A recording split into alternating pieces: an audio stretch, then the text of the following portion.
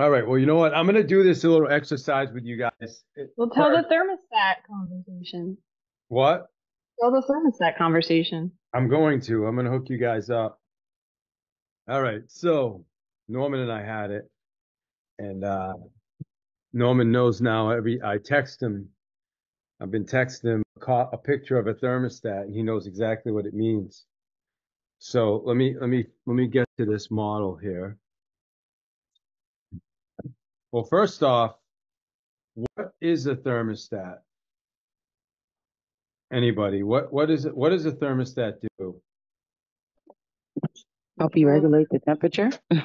Yeah, it does. It regulates the temperature, right? So what does that mean exactly? It helps you regulate your comfort in the air. I don't know. Well, it does that. Yeah, absolutely. So if you think about a thermostat, it regulates the temperature, right? Now, I want you to think about limiting beliefs. Are you familiar with limiting beliefs? Yeah, Okay. What are limiting beliefs? Anybody? they can be self-imposed or taught. Um, it is a limitation you put on yourself based on life experiences or just based on things that are going on internally. Um, to tell yourself that you're unable to do something Okay. I love it. or Do you have something any is examples? impossible. Who's got an example of a limiting belief? saying something like, "Oh, I could never make, X amount of dollars because Okay. of your background or whatever, however you were brought up, and you've never seen that before." Yeah. When I first started in real estate, I stayed away from um, hold on. When I first started in real estate, I stayed away from certain neighborhoods because I said, "Oh my God, that's the white people, rich people neighborhood." So I never even pursued it, right? It was a limiting belief. I was limiting myself based on something that's not reality, right? What's another example of a limiting belief?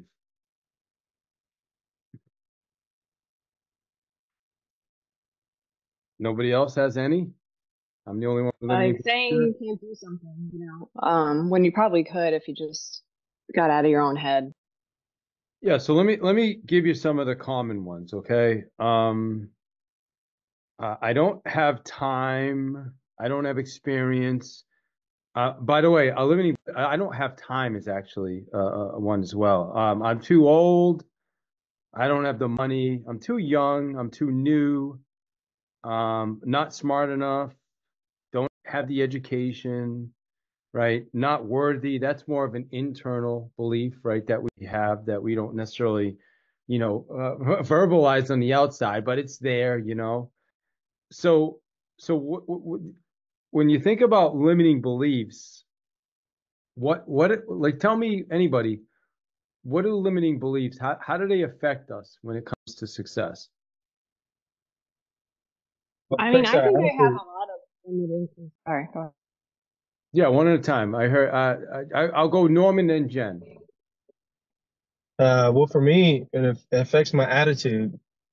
And people pick up on that. Maybe there's a hesitation or there's a tremor or a lack of confidence, bass, volume in the voice. And so, as opposed to when you're confident. Mm, yeah, okay, love it. That is definitely there. Like sometimes, people. It's funny because as a matter of fact, I'm going to get to this mailing in a few minutes, but this mailing happened as a result of somebody that told me 3 times that they were going to stick with the same agent. Okay, but I did not say anything negative about the agent. I just kept asking questions. And he said, well, he goes, no matter what, I'm waiting till spring. I said, okay, that's fine. I said, I respect your loyalty to the agent. I mean, listen, what do you got to lose? I'll share what we do. Um, at least now, you got enough time. You can look at what we do. Maybe we could even meet before spring. I can meet you. And he said, you know what?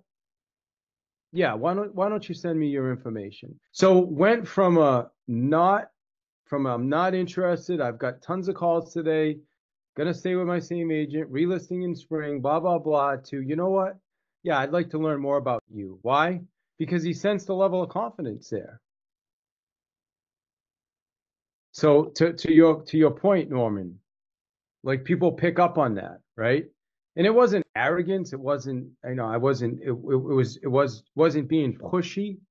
It was just asking good questions and questions that make sense. Like, hey, you know what?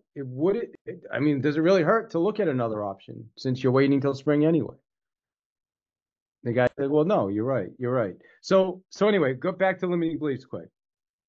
So limiting beliefs are not based on fact. What are they based on? Beliefs.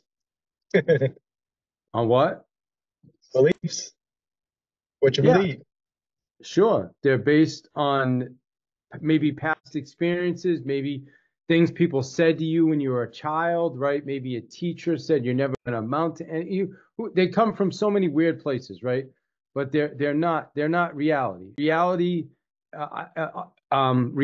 is gravity is a fact. You step off of a building, you're going to go down, correct? Taxes are a fact. They're going to find you and tax you if the government can get you, right? Health is a fact. Speed limit. You see signs when you're on the highway. It tells you the speed limit. Okay? Those are facts. I'm too old. I'm too slow. I don't have enough money. I'm from the wrong neighborhood. I'm too whatever, too dark, too white. Those are not facts. Those are beliefs we put on ourselves that hold us back.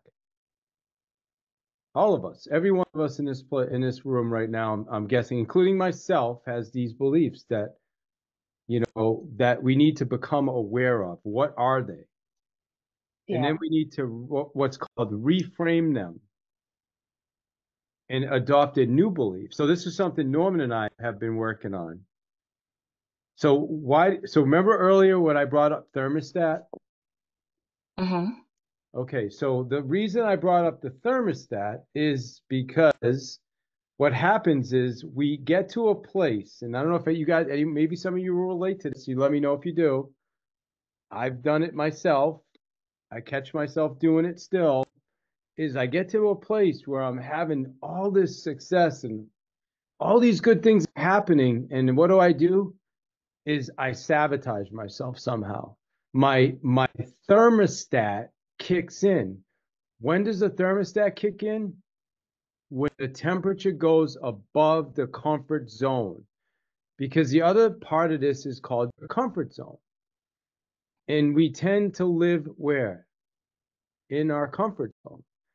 So as soon as we get outside the comfort zone, like, well, I'm normally taking 2 listings a month. That's pretty comfortable for me, right? And this is what I do, and I've been doing this for years, and I want to do a little bit more, but I'm not doing it. And then all of a sudden you have a couple good months. You took 6 listings and 8 listings, and all of a sudden, oh my God, you're out of your mind, right? Why? Because you're outside of your comfort zone. So what does your thermostat now do? It regulates. You unconsciously will sabotage something, or you do something that puts you right back into your comfort zone. Like, oh, okay, all right, great. Whew. Right. I was talking to somebody, I'm not going to say who it was, and they were telling me about how they were in a 3-hour meeting. They're supposed to be lead generating, and they got a few pendings, but they were in a 3-hour meeting in the morning. And I was like, well, what are you doing in the 3-hour meeting? Well, my office was doing. I said, no, what you're doing is you're in your comfort zone right now. You're regulating yourself, right? Your numbers are down this month, and you're in a 3-hour meeting. That's exactly what your thermostat does for you. Yeah, Yeah. I I see do you this all the time. unmuting, Jen. As I've done this like since the beginning, since I've taken one listing. And then I remember we went over your book, and I was like, oh, I don't want to take another one because this was difficult. And then I keep taking more and more and, got more and more. And I do the same pattern. I do the same thing. I'm like, F this. And then I self-sabotage for a little bit and then I go back. Yeah, because we have a comfort zone and there's a place we feel comfortable. We don't, and here's the challenge. When you start growing, what happens when you grow? You have more problems, more challenges. The successful people are not successful because things are easier. They're actually successful because they're able to deal with more difficult things, more and more and more difficult things. That's what CEOs deal with. That's why they're where they are. So as you get more successful, you increase your comfort zone. It's like a rubber band. What happens when you expand, you stretch a rubber band? It pulls, it gets a little longer, right? But at some point, if you pull too much, what happens to the rubber band? It breaks.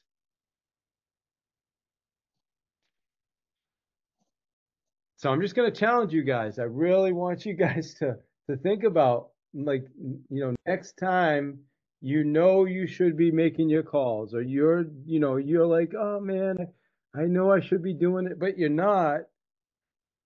What is happening? Just think about it. That's all. I want you guys And to. the landslide happens quickly. What do you mean? So for me, like when I go back and look, so this month, October has not been a good month for me. It has been a good month for closings, but not for lead generation. And there were a few things that happened to consolidate the story. Kids got sick, and I had to be available in different ways that I wasn't before. I had a listing that expired and I didn't realize it until like maybe 4 days later and saw it relisted with someone else. So it was a number of things that started to happen. I had a client that even though I brought them an offer, they decided that they were fence before, they didn't want to go back with me. So it was a number of things that it was like, dang, what's going on? Like all these problems that are showing up, and one by one, it started to erode. Yeah, I guess I can say erode my confidence in making those phone calls. And so I started finding other things to do. Oh, well, maybe I can train or do this. Maybe I need to fix my systems. I need to work on my processes. I need to do all the things, right? So let me give a practical thing. Yesterday, I made a phone call that I was avoiding for a while. It was a price reduction call. And I was like, man, I need to make this price reduction call. I need to make this price reduction call. And I was trying to put research and all this stuff together to make it. I was finally like, look, I told my team, we had a meeting yesterday, I'm making the call today at 12 o'clock. They're like, cool. So I held myself accountable. Made the call. It went great. And she agreed to reducing the price $50,000. So it was You like, did that. yeah, yeah. So I was like, man, what was I so afraid of? Like, why was I procrastinating on this? And just like the landslide happened on deteriorating my confidence, it's also in reverse, piece by piece. Oh, I got a listing under contract. I got the price reduction. It's starting to rebuild. So it's like, okay, now I really want to get back in and make my calls. So just wanted to encourage you guys with that by sharing like my own landslide, and it happened quickly, but now it's rebuilding. Well, thanks, Norman, for sharing it. And it was cool that you and I had this conversation. I also had this conversation with one of my other clients. Similar conversation. They're more on the marketing side, not the real estate, and it's exactly the same. Where they're exact. They need to reach out. They need to do outreach, find customers, customer acquisition, and they're not doing it. And so this is what happens, man. We have this thing right here. Let me share a picture of it here if I can find it on my screen. Where is this? Weird. I don't know why it's not coming up. Hold on a second. And then I do want to jump into the mailing too. So let me do that in a minute. Yeah, right here. Check this. This is what happens, man. We have this thing right here.